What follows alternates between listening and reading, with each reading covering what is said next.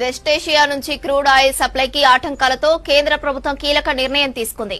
LPG demand తగ్గించేందుకు ప్రత్యామ్నాయ చర్యలు చేపట్టింది. రాష్ట్రాలు, కేంద్రపాలిత ప్రాంతాల్లో రేషన్లో సుపీరియర్ కిరోసిన్ ను పంపిణీ చేసేందుకు కేంద్రం పర్మిషన్ ఇచ్చింది.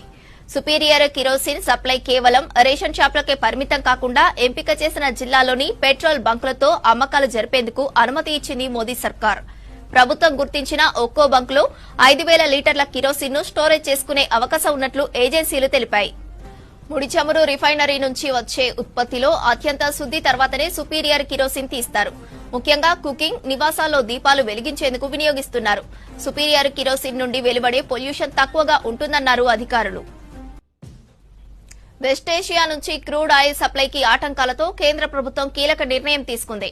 ఎల్పీజీ డిమాండ్ తగ్గించేందుకు ప్రత్యామ్నాయ చర్యలు చేపట్టింది. రాష్ట్రాలు, కేంద్రపాలిత ప్రాంతాల్లో రేషన్లో సుపీరియర్